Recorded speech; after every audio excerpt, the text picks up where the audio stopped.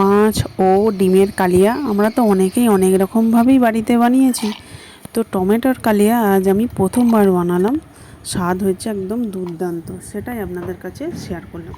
তো দেখুন এখানে মিক্সিং জারে কিছু বাদাম, নারকেল, পেঁয়াজ কুচি, আদা, রসুন, কাজু, কিশমিশ, কাঁচা লঙ্কা 5টা দিয়ে দিলাম। সামান্য জল দিয়ে এটাকে আমি পেস্ট বানিয়ে নিলাম। এরপর দেখুন এখানে লাল লাল পাকা টমেটো নিয়েছি 500 গ্রাম, ভালোভাবে ধুয়ে রেখে দিলাম।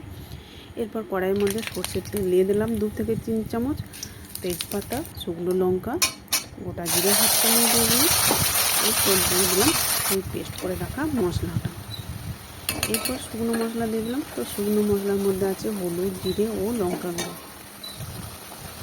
তো আঁচটা একদম লো টু মিডিয়াম আঁচে রেখে কিছুক্ষণ আমি কষতে থাকবো। স্বাদ মতো লবণ দিয়ে দিলাম। তো দেখুন উপরে তেল ভেসে উঠেছে, তার মানে কষানো আমার হয়ে গেছে মশলাটা। তো যারা আমার ফেসবুক পেজ থেকে দেখছেন পেজটা ফলো করে দিতে পারেন। দেখুন এরপরে টমেটোগুলো এর মধ্যে দিয়ে দিলাম। তো আঁচটা লো টু মিডিয়াম আঁচে রেখে আরও 5 থেকে 10 মিনিট কষিয়ে নিলাম।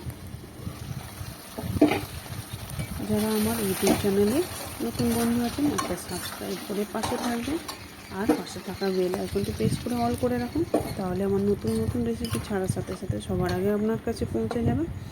এরপর জল দিয়ে ঢাকা দিয়ে রেখে দেবো 5 থেকে 10 মিনিট, একদম লো টু মিডিয়াম আছে। তো দেখুন টমেটোগুলো কত সুন্দর সিদ্ধ হয়েছে, অথচ কেউ একদম গলে মিশে যায়নি, গোটাও আছে, অথচ সিদ্ধও হয়ে গেছে।